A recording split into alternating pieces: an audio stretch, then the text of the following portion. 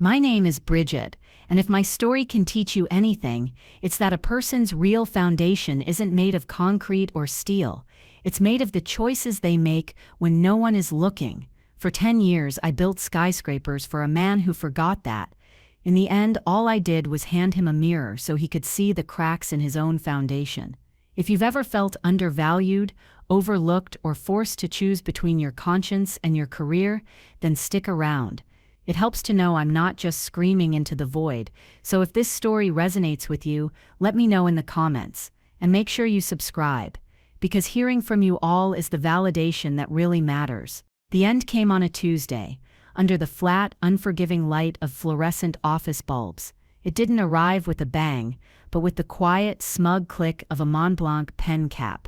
Marcus Thorne, my boss and the owner of Thorne Construction, leaned back in his leather throne of a chair, a picture of practiced nonchalance. The air in his office was always the same, cold, smelling faintly of expensive cologne, and a quiet, simmering desperation I'd only recently learned to identify. On his vast mahogany desk, between a model of our latest project and a ridiculously ostentatious crystal paperweight, sat the document. The final phase sign-off for the Apex Tower. He slid it across the polished surface towards me. It was a simple piece of paper, a few lines of technical jargon, and a signature block, but it felt as heavy as a tombstone. It was a lie pressed into pulp. He said, his voice smooth as poured concrete, "Bridget, we're a team. You know that. I've always valued your thoroughness, but sometimes you have to see the bigger picture." I looked at him. Really looked at him. The Marcus I saw now wasn't the dynamic builder who had hired me a decade ago, the man who spoke about skylines with the passion of a poet. This was a different man, a man hollowed out by greed, his eyes holding the flat, predatory sheen of a shark who'd forgotten the thrill of the hunt and now only cared for the taste of blood. The bigger pictures he was talking about was his profit margin, a picture painted with fraud. "I can't sign this, Marcus." I kept my voice level, a trick I'd mastered over years of dealing with testosterone-fueled contractors and budget-slashing clients. It was my armor. His smile didn't falter, but a tiny muscle in his jaw jumped. A tell. He was annoyed. "Come on, Bridget. It's a formality. The engineers signed off." That was a lie, and we both knew it. The lead structural engineer had signed off under duress, a fact I was aware of because his junior, a brilliant and terrified young woman named Elena Garza, had come to my office with tears in her eyes 2 weeks prior. But the core report, the one with the material stress calculations, was unequivocal. It was a flashing red light, a klaxon screaming danger. I slid the document back toward him. "The steel specified in the structural report is grade S355.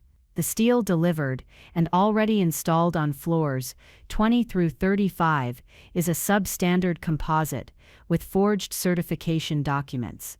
I ran the metallurgical analysis myself on a sample. In a 100-mile-per-hour wind load, which this city sees every 5 years or so, the flex tolerance will fail. The tower won't just sway, Marcus, it will shear. I didn't raise my voice. I didn't need to. The words hung in the cold air between us, stark and ugly. He finally dropped the smile. He picked up his pen, tapping it on the desk, a staccato rhythm of irritation. "You're being dramatic. It's value engineering. The savings are substantial. It's fraud." I corrected him, quietly. "It's reckless endangerment on a scale I can't even comprehend. We're talking about a 40-story building, thousands of people. You're putting a price tag on human lives to pad your bottom line." He sighed, a great theatrical puff of air, as if I were a hopelessly naive child. "Bridget, Bridget, Bridget, your problem is you get too attached to the details. You can't see the forest for the trees. And your problem, Marcus, is you've mistaken the forest for your personal lumber yard." The silence that followed was different. It wasn't tense. It was final. He stopped tapping the pen. He placed it carefully in its holder, a slow, deliberate movement. He looked at me, and for the first time the mask was completely gone. In his eyes, I saw nothing but cold, dismissive contempt. He'd already made his decision. This wasn't a negotiation, it was a severance. I see, he said, his voice now stripped of all its fake warmth. Well, if you're not a team player, then you're not on the team. Your services are no longer required at Thorn Construction. Security will escort you to your office to collect your personal belongings, just like that. A decade of my life, of late nights, of impossible deadlines met, of his messes cleaned up, erased in a single sentence. I had built his reputation, project by project, while he played golf and took the credit. I had been the bedrock of his company, and he had just dynamited it, without a second thought. I should have felt fury. I should have felt a tidal wave of betrayal, but what I felt was a strange, chilling calm, a clarity so sharp it almost hurt. I had seen this coming, not in the specifics, but in the slow, corroding drip of his integrity over the years. I had just refused to believe it would come to this. I stood up. My chair made no sound on the thick carpet. I didn't need security. I know the way. He smirked, already turning his attention to his computer, dismissing me as if I were a gnat he'd just swatted. He thought he had won. He thought he could just find some other, more pliable project manager to sign that piece of paper, bury the truth under a few more layers of concrete and steel, and walk away with his millions. He thought I was just another problem he had solved. He didn't know that for the past 2 weeks, ever since Elena had first come to me, I hadn't been just managing a construction project.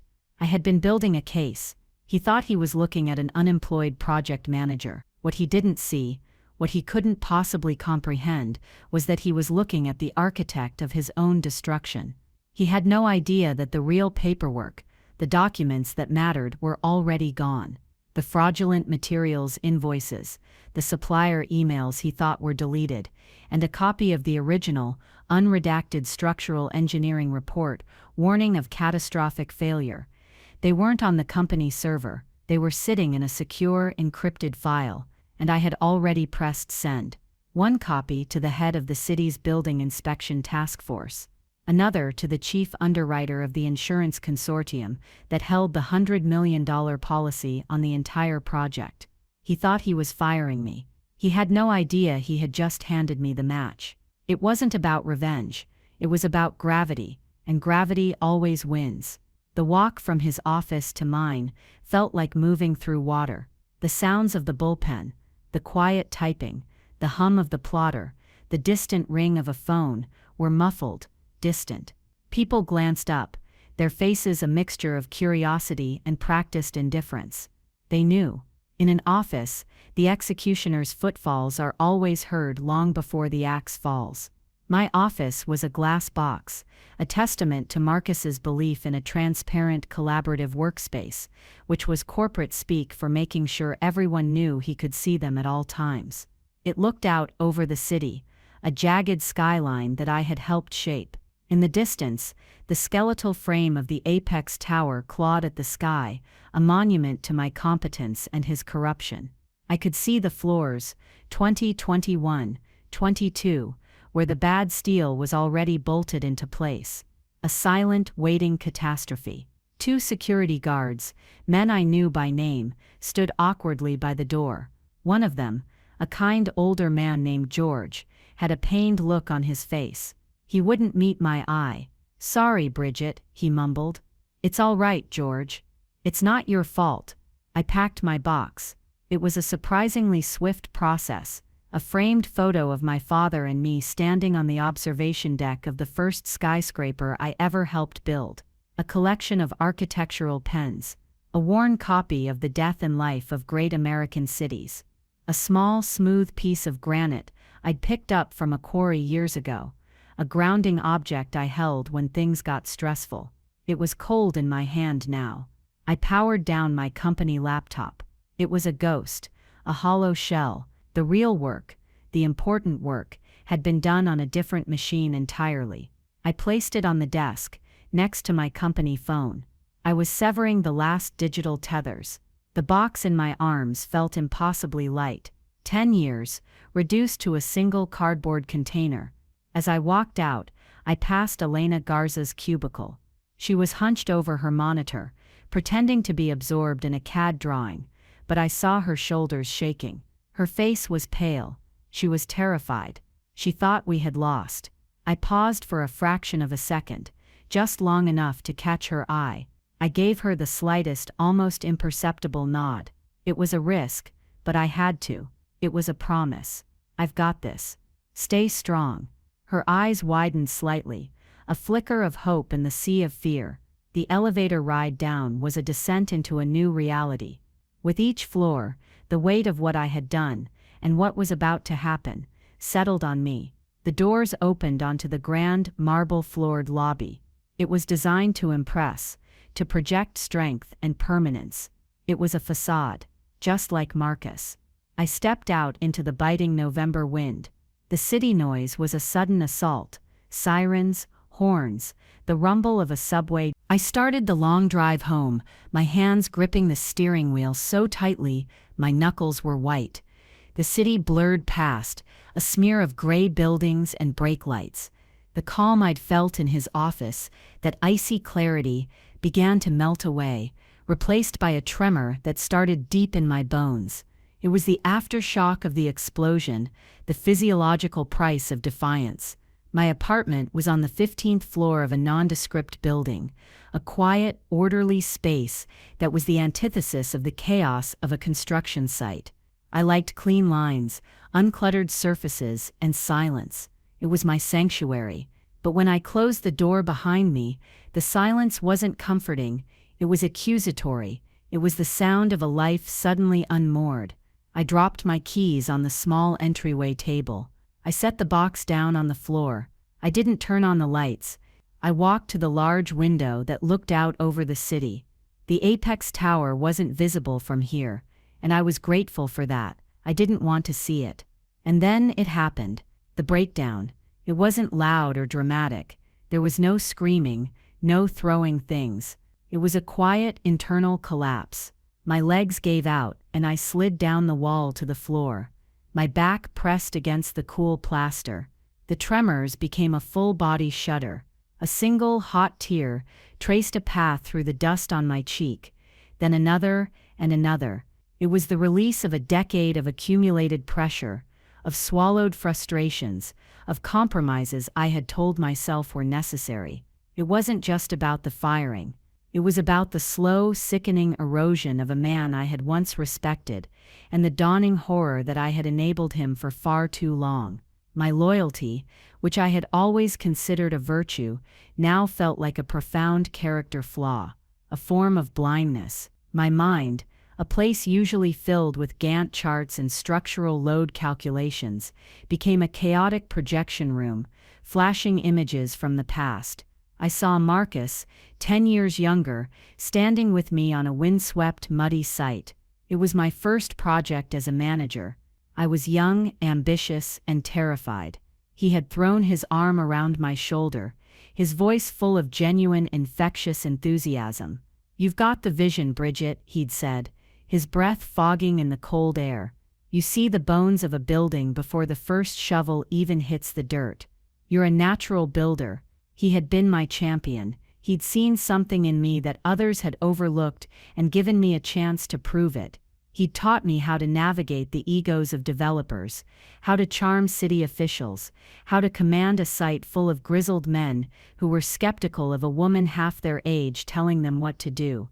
I owed him. That sense of debt had become the chain that bound me to his company, long after the man I admired had vanished, replaced by a greedy ghost. The scene shifted. 5 years ago, the Meridian Plaza project. A smaller but prestigious office building. We were over budget. Marcus had called me into his office. It was the first time I'd felt that cold, calculating edge to him. He wanted to swap out the specified Daikin HVAC systems for a cheaper, off-brand alternative from a supplier who just happened to be his new brother-in-law.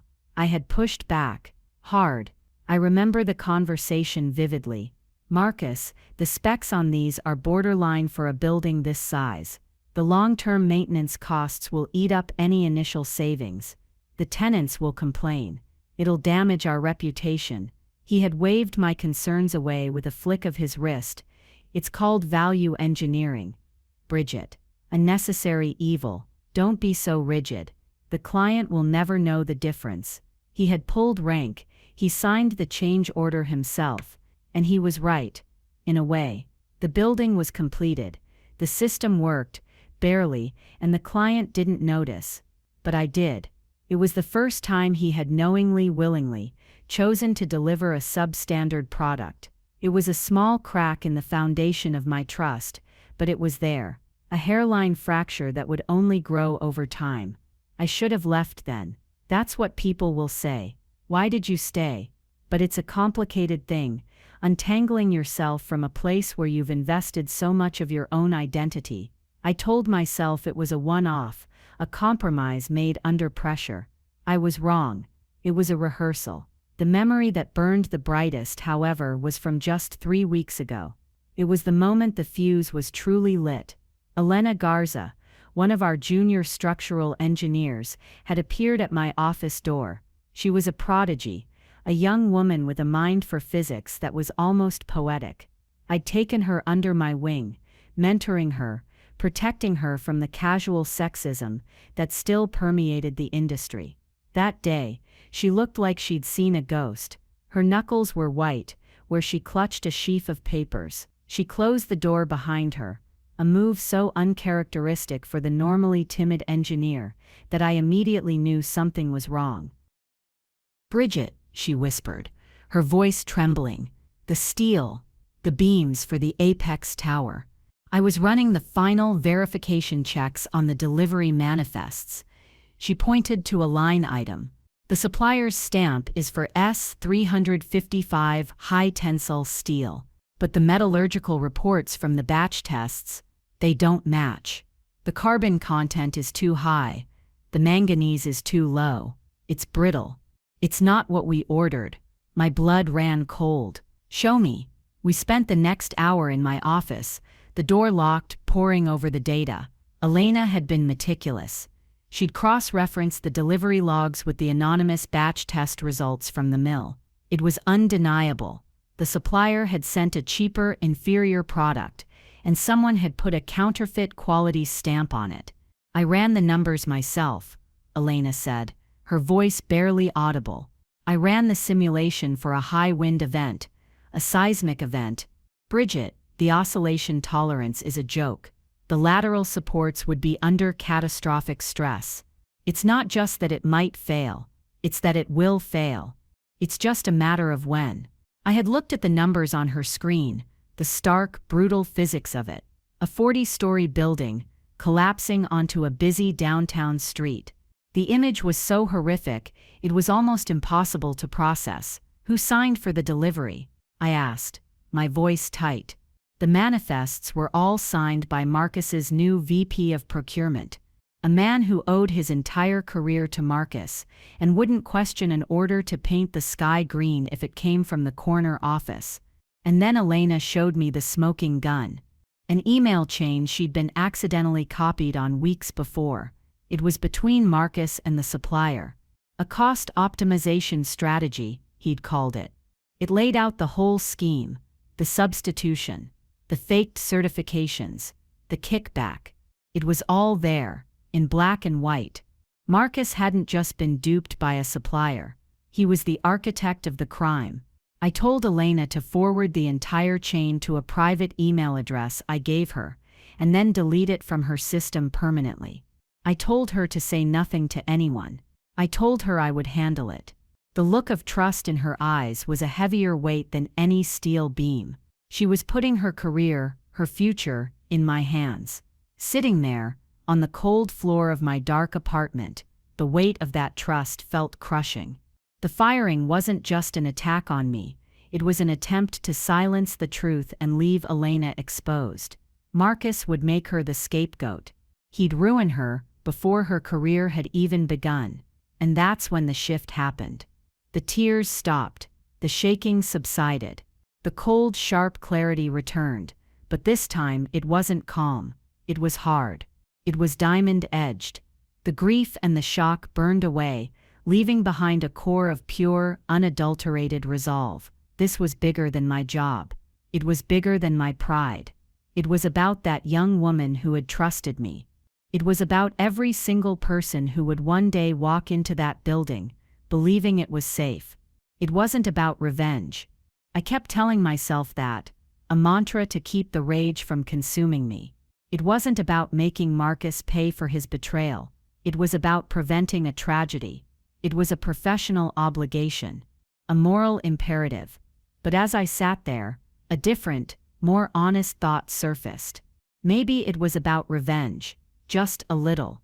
Not a hot, emotional revenge, but a cold, precise, and systematic one. The revenge of the overlooked. The revenge of the builder who was about to demonstrate, in no uncertain terms, what happens when you try to build a future on a rotten foundation. My phone, silent until now, buzzed on the counter. I ignored it. It buzzed again, and again. I finally pushed myself up, my legs stiff, and walked over to it. A string of texts from Elena. He's in the office. He's furious. He's shredding documents in his office. I can smell the smoke. He's on the phone with HR trying to get a temp project manager to start tomorrow. He needs a signature by Friday to trigger the next funding draw. Bridget, what do we do? He's going to bury us. I looked at her last message, at the raw panic in her words. He's going to bury us. No, not us. Him. I scrolled through my contacts, my finger hovering over one name, a number I hadn't called in years. My father. He was a retired civil engineer, a man who believed in two things above all else: the unyielding laws of physics and the unyielding importance of a person's word. He had spent 40 years designing bridges. He understood the catastrophic cost of a single tiny flaw. He answered on the second ring, his voice warm and familiar. Bridget, everything all right? It's late. I'm fine, Dad. I left my job today. There was a pause, not of judgment, but of listening. I told him everything. The steal. The faked reports. Marcus. The sign-off. I laid it all out, the technical details, the moral compromise.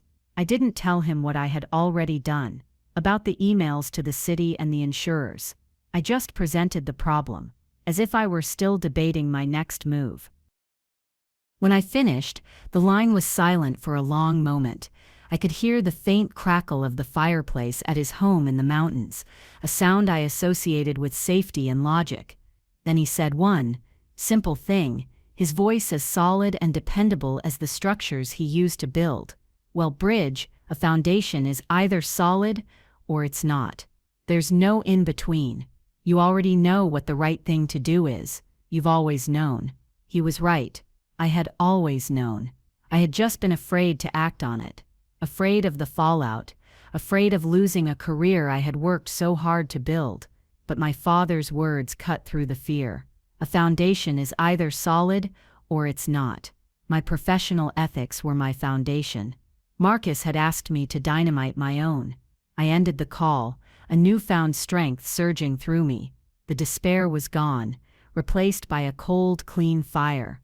I walked over to the box of my belongings, reached inside, and took out my personal laptop. Not the company-issued machine I had left on my desk, but my own private device. It looked like any other laptop, but it was my real toolbox. I powered it on. The screen flickered to life, showing a simple, clean desktop. I opened a single application. The icon was a stylized piece of bedrock. The program's name was Bedrock. To the casual observer, Bedrock was the proprietary project management suite I had designed for Thorn Construction 5 years ago. On the surface, it was a sophisticated tool for scheduling, resource allocation, and progress tracking. Marcus loved it. He bragged to clients about our cutting-edge digital workflow, taking full credit for its creation, of course. He thought it was just a fancy Gantt chart. He had no idea what it truly was. He was a man who looked at a blueprint and saw only the finished building, never the intricate, load-bearing systems hidden within the walls. He saw the surface, the skin. He never bothered to understand the bones. The real power of Bedrock was hidden. It wasn't just a management tool. It was an immutable ledger, a secret digital twin of every project. I had built it with a private encrypted blockchain backend. Every single material delivery that arrived on any of our sites was scanned. The QR codes, the RFID tags, the material spec sheets, all of it was ingested, hashed and recorded onto a distributed ledger that was impossible to alter. Every piece of steel, every bag of concrete, every pane of glass had a digital fingerprint, a permanent, unredactable record of its origin, its specifications, and its placement in the structure. I had built this system in my spare time, fueled by late nights and a growing sense of unease after the Meridian Plaza incident. It wasn't born from a desire for revenge, it was a professional life raft, a quiet act of self-preservation in a sea of encroaching corruption. I had built a system of absolute truth in a company that was starting to trade in convenient lies. I had hoped I would never have to use its core function, but hope is not a strategy. I navigated to the Apex Tower project file. There it was. A complete time-stamped and cryptographically secured history of every component that had gone into that building. I filtered for steel beam deliveries for floors 20 through 35, the screen filled with data. On one side, the purchase order Marcus had signed, specifying the cheap substandard steel. On the other, the original structural engineering plan, demanding high-grade S355. And in the middle, the damning evidence, the scanned delivery manifests with the forged quality stamps, side by side with the raw data from the mill's batch tests that Elena had found. The system cross-referenced them automatically, flagging the discrepancy with a glaring crimson alert. Material specification mismatch. Structural integrity compromised. Marcus could shred all the paper he wanted. He could reformat every hard drive in the building. He couldn't erase this. It wasn't on his servers. The ledger was distributed across 3 separate encrypted cloud servers under my personal control, bouncing between jurisdictions in a way that would make it a nightmare for any lawyer to subpoena. He was trying to erase a document. I had the entire library, fireproofed and backed up in triplicate. I took a deep breath and called Elena. She answered on the first ring, her voice a panicked whisper. "Bridget, I'm so sorry, I shouldn't have texted so much. Elena," I said, my voice calm and steady, cutting through her fear. "Listen to me. I need you to listen very carefully. He cannot bury us. He can't erase the digital record. I have it all, everything." The relief in her exhale was audible. What do we do? "I need you to be my eyes and ears," I said. "But you need to be careful. No more panic texts. Encrypted channel only, from now on. You have the app I told you to install?" "Yes," she whispered. "Good. Now there are a few physical documents that will corroborate the digital ledger. They will be the nails in his coffin. I need you to get them, but only if you can do it safely. Your safety is the most important thing. If you feel even the slightest risk, you walk away. Do you understand?" "I understand." I walked her through it. A copy of the signed purchase orders for the steel, which were likely in the central filing room. The original, hard copy delivery manifests, which the site foreman always kept in a binder in the site office. And the most important thing, the visitor logbook from 3 weeks ago, which would show the name of the consultant from the steel supplier who had met with Marcus privately the day before the order was changed. A man whose name would not appear on any official company record. A ghost. It was a dangerous request. I hated asking her to do it. But Elena, for all her timidity in meetings, had a core of steel herself. She had a deep, unwavering belief in doing the job right. It was why she had come to me in the first place. "I'll do it," she said, her voice firmer now. "Tonight, after he leaves. No one else will be there." The plan was crystallizing, moving from a reactive defense to a proactive, surgical strike. This wasn't just about dropping a bomb on Marcus anymore. It was about controlling the blast radius.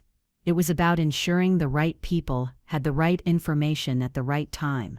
Dropping an anonymous tip would be dismissed. A disgruntled ex-employee's rant would be buried under corporate spin. This had to be different. It had to be undeniable, professional, and delivered with the cold precision of a surveyor's laser. After I got off the phone with Elena, I spent the next 2 hours drafting. Not one email, but 3, each one tailored to its recipient. The first was to David Chen, the head of the city's Department of Buildings Special Investigation Unit. I had worked with David on the complex zoning variances for the waterfront development a few years back. He was a bulldog, a man who hated shortcuts and had a deep-seated contempt for developers who thought they were above the law. He respected competence and thoroughness. My email to him was short and to the point. Subject: Urgent Structural Integrity Concern, Apex Tower, Permit #774-9. David, I am writing to you in my capacity as the now former project manager for the Apex Tower. I was terminated today for refusing to sign off on the next phase of construction. My refusal was based on definitive evidence of material fraud. Specifically, the substitution of substandard structural steel on floors 20-35, in direct violation of the approved engineering specifications. This substitution, orchestrated by Thorne Construction CEO Marcus Thorne, presents a catastrophic failure risk under predictable high wind or seismic conditions. The potential for collapse is, in my professional opinion, a statistical certainty over the building's lifespan.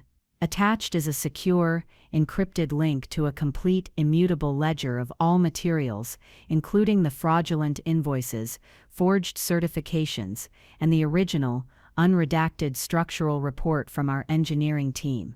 I have also included internal correspondence confirming Mr. Thorne's direct involvement. I trust you will treat this with the urgency it deserves. Lives are at stake. Sincerely, Bridget O'Connell. The second email was to Janet Caldwell, the Chief Risk Officer at the consortium of insurance companies underwriting the project.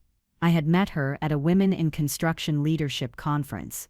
We'd had a 30-minute conversation about risk management in mega projects. She was sharp, analytical, and had zero tolerance for ambiguity.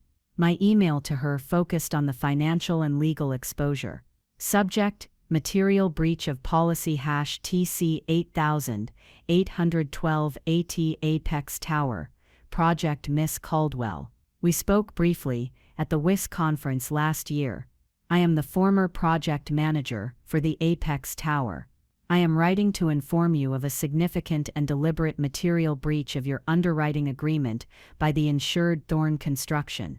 The company's CEO, Marcus Thorne, has intentionally substituted substandard structural steel, creating a situation of gross negligence and reckless endangerment that voids several key clauses of our policy, specifically, Section 4, Paragraph B, regarding material integrity and adherence to approved engineering schematics. This is not a clerical error. It is a systematic fraud designed to increase profit margins at the expense of safety and structural integrity. The attached secure link contains irrefutable evidence, including a complete materials ledger, proving the breach. I was terminated today for refusing to conceal this information. I would advise you to place an immediate hold on all further funding draws to mitigate your consortium's exposure. I am available to provide a full detailed briefing at your convenience. Regards, Bridget O'Connell. The third email was to my lawyer, a sharp, no-nonsense woman I had put on a quiet retainer the week Elena first came to me. It contained copies of the first 2 emails and a simple instruction: prepare for incoming fire. I triple-checked every word.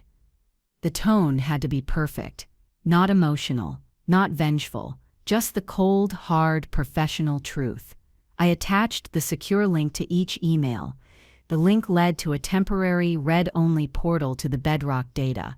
It would give them everything they needed to see. Then I just sat there, my finger hovering over the send button. This was the point of no return. This was the moment the quiet planning turned into irreversible action. I thought of Elena, of her terrified face. I thought of my father's voice on the phone. A foundation is either solid or it's not. I closed my eyes and clicked the mouse. Once, twice, 3 times. The sound of the clicks was tiny in the silence of my apartment, but they felt like tectonic plates shifting deep beneath the earth. The battle had begun, and Marcus had no idea he was even on the field.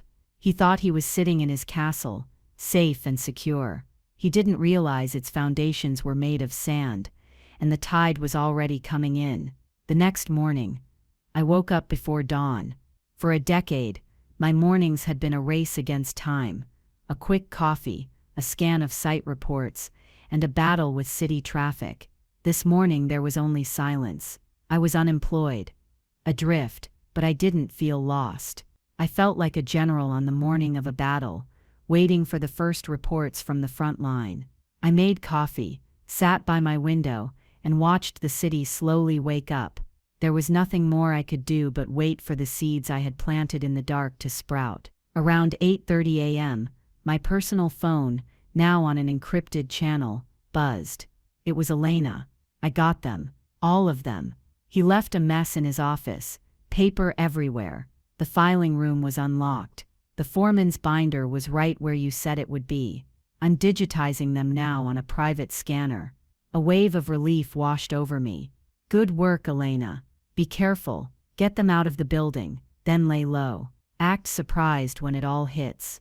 You are a victim in this. Remember that. Got it. An hour later, the first tremor hit. Elena again. They're here. Who is here? Inspectors. From the city. Not the usual guys. These ones look serious. They have hard hats and clipboards, but they also have briefcases. David Chen is with them. I saw him walk right into the site office. I allowed myself a small grim smile. David didn't delegate. He was a bulldog, and he had the scent. What's Marcus doing? I texted. He's not here yet. His assistant is running around like her hair is on fire. She keeps saying his 9 a.m. meeting has been indefinitely postponed. The next text came 20 minutes later. A single photo. It was a picture of a bright orange stop work order slapped onto the main gate of the Apex Tower site. The text underneath it was stark and official. BY order of the Department of Buildings. All work on this site is suspended pending a full structural audit. This was the first public shot. A shot Marcus wouldn't have seen coming. He would have expected a letter, a request for a meeting, a bureaucratic process.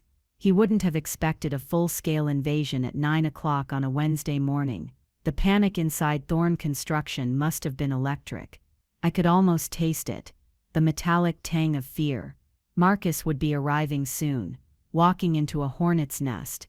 His kingdom was under siege, and he didn't even know who the enemy was.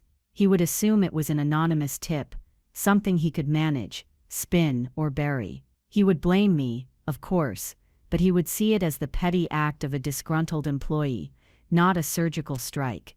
Around 10:15 a.m., the second shockwave hit, this one aimed at the company's financial heart. An email landed in my inbox. It was from Janet Caldwell. Subject: Material breach of policy #TC 8812 AT Miss O'Connell. Thank you for bringing this to my attention.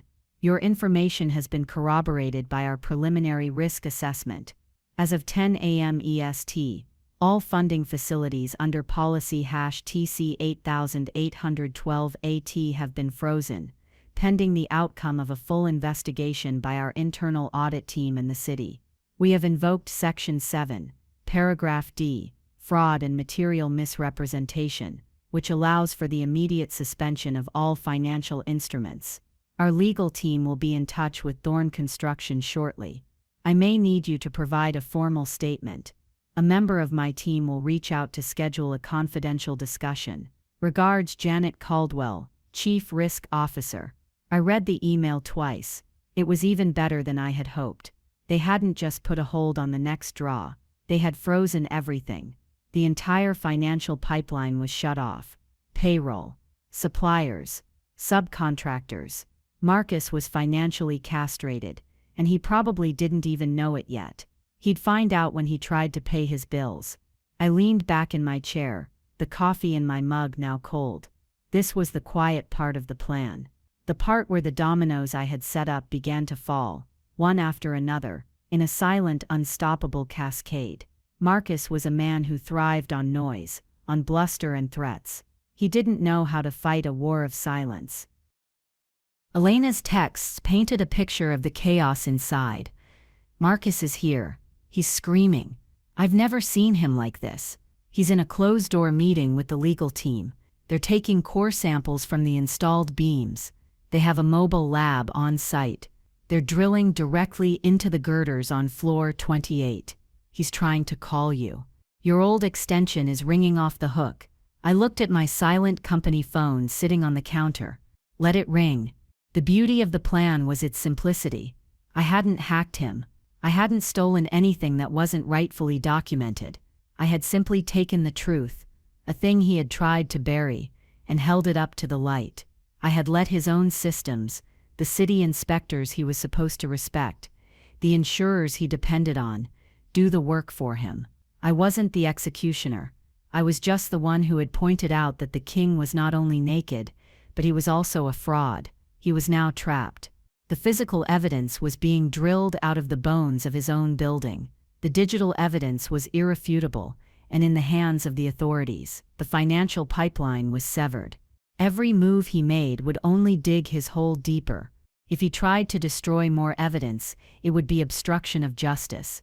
If he tried to lie, he'd be committing perjury. If he tried to blame a subordinate, like Elena, the email chain with his name on it would expose him. He had one move left: find a new project manager to sign the documents, hoping to retroactively fix the paperwork and claim it was all a misunderstanding.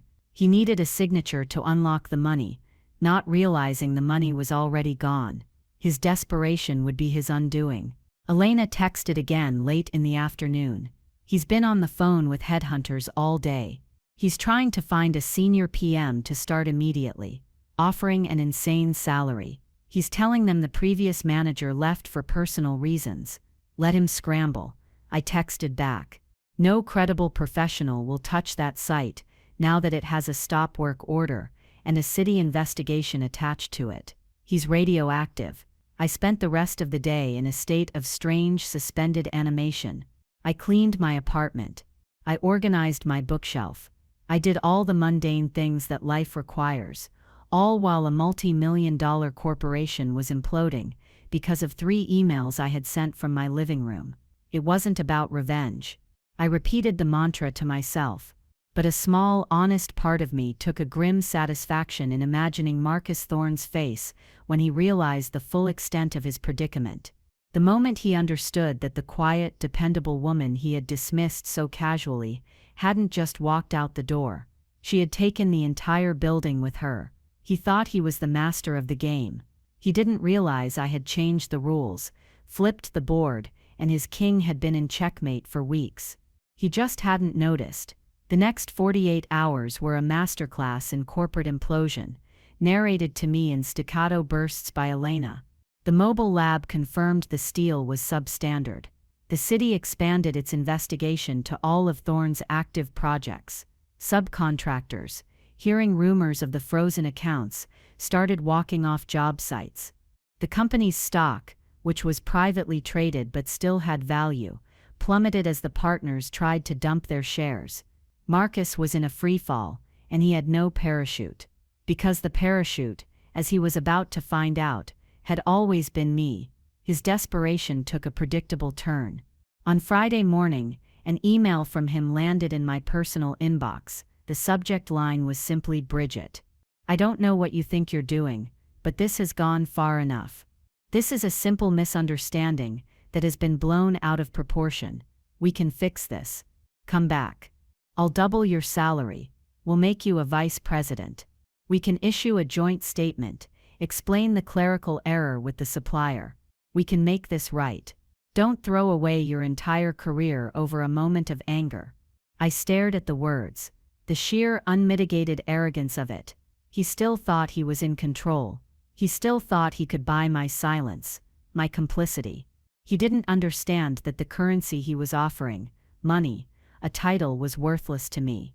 My price was integrity, and he was bankrupt. I deleted the email without replying. An hour later, my lawyer called. Her voice was brisk and energized. Well, that didn't take long. We just received a cease and desist letter from Thorn Construction's legal counsel. They're accusing you of corporate espionage, theft of proprietary data, and malicious defamation. They're threatening to sue you into oblivion. I felt a flash of fear, but it was quickly replaced by a cold confidence. They have nothing, I said. Of course they don't, she replied, a hint of amusement in her voice. This isn't a legal strategy, it's a scare tactic. A toddler throwing a tantrum. I've already drafted our response. It's 2 sentences long. My client has acted at all times in accordance with her ethical and professional obligations to public safety. We welcome the discovery process. I'll be sending it over in 5 minutes. The discovery process. The legal phase, where both sides have to turn over all relevant documents. It was a beautiful, elegant checkmate. By threatening me, he had opened the door for my lawyer to legally compel him to produce the very documents he was trying to destroy. His threat wasn't a weapon, it was a self-inflicted wound. The real power shift, however, came from a source I had anticipated but hadn't directly engaged. Late that afternoon, I received a call from an unknown number. This is Bridget O'Connell. Bridget, it's Charles Sterling. My heart gave a little jump. Charles Sterling was the CEO of Athelred Properties, the developer and primary client for the Apex Tower. He was a titan in the industry, a man known for his meticulousness and his utter lack of patience for fools. He was the money, the vision, and the ultimate victim of Marcus's fraud. Mr. Sterling, I said. My voice steady. Please call me Charles. I've just been made aware of a significant issue with the Apex Tower. My team is on a plane to your city as we speak. I've read the report from the Department of Buildings and a preliminary notice from my insurance consortium. They both mention your name. I need to know what you know, and I need to know it now. There was no accusation in his voice, only a raw, urgent need for the truth. This was the moment. The moment my reputation, built over a decade of flawless execution, would either validate my actions or leave me isolated. Marcus's power came from his company, his title.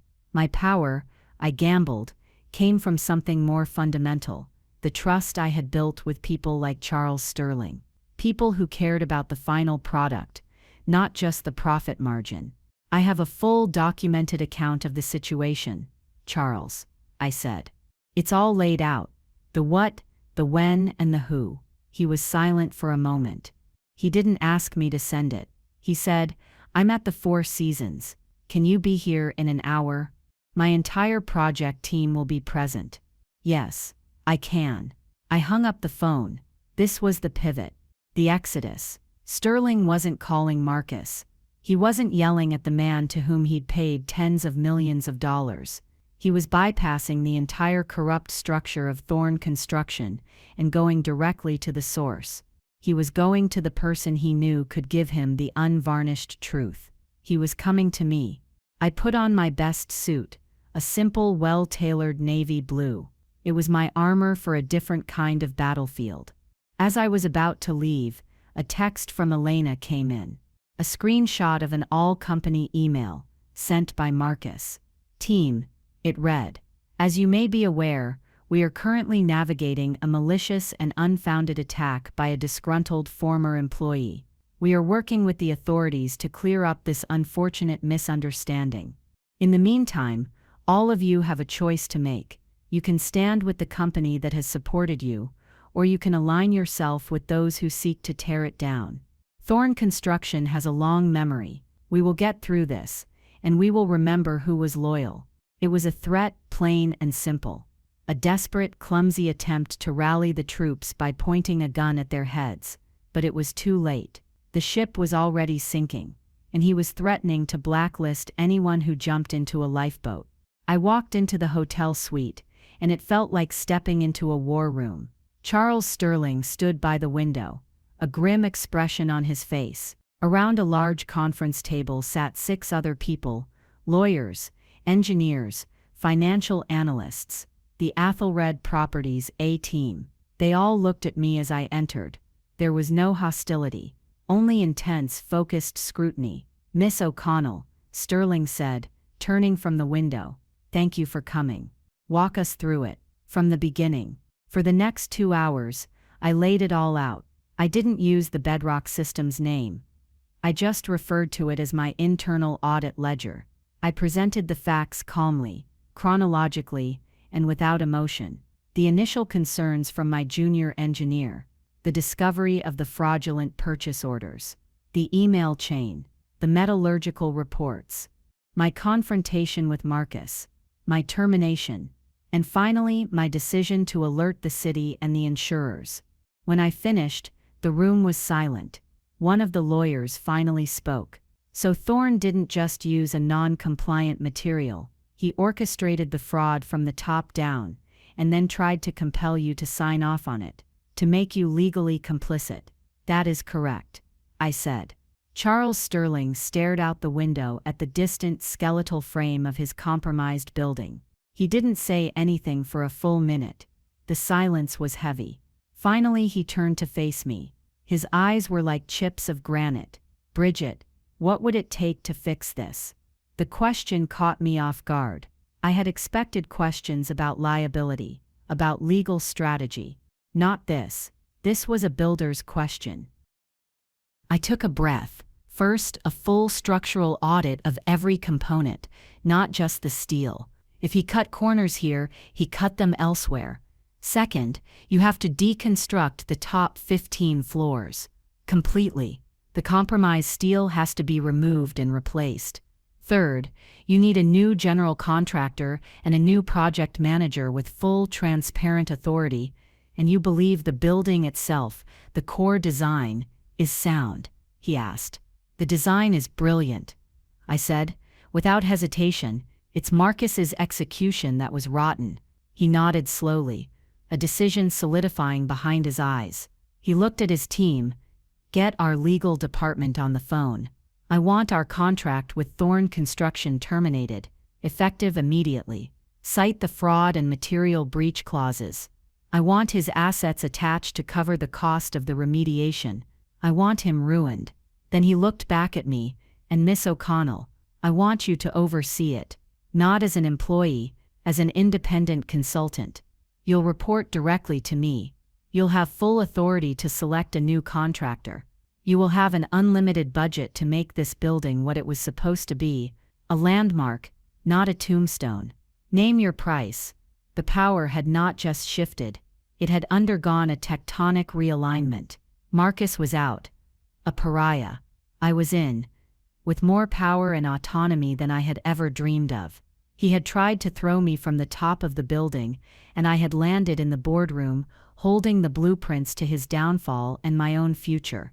He thought he was firing an employee. He had no idea he was creating his replacement. The final confrontation, when it came, was not in a boardroom or a courtroom. It was in a small, anonymous coffee shop. A week later, he had requested the meeting through a mutual acquaintance, and against my lawyer's advice, I had agreed. I needed to see it for myself. I needed to close the loop. He looked terrible. The tailored suit was rumpled. His face was pale and puffy, and the arrogant confidence had been replaced by a hollow, haunted look.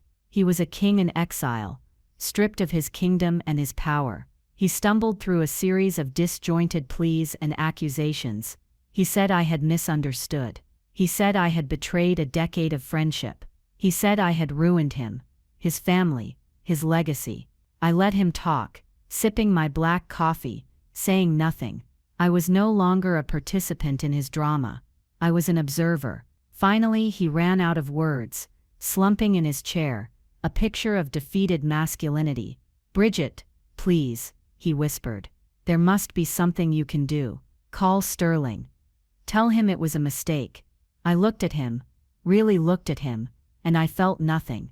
Not pity, Not anger, not even satisfaction. Just a vast, empty space where my respect for him used to be. I finally spoke. My voice quiet but clear. You told me my problem was that I couldn't see the forest for the trees. Marcus, you were wrong. My problem was that I kept trying to save a forest that was already rotten from the roots up. My problem was I should have let it burn down years ago. I placed my cup on the saucer. It made a soft, final click. You asked me to sign a piece of paper, to certify that a lie was the truth. You asked me to put my name on a foundation of sand. You seemed to be confusing what you built with what I spent a decade saving. And I'm not saving this. Some things aren't meant to stand. I stood up, put a $10 bill on the table to cover our coffees, and walked out without looking back. It was over.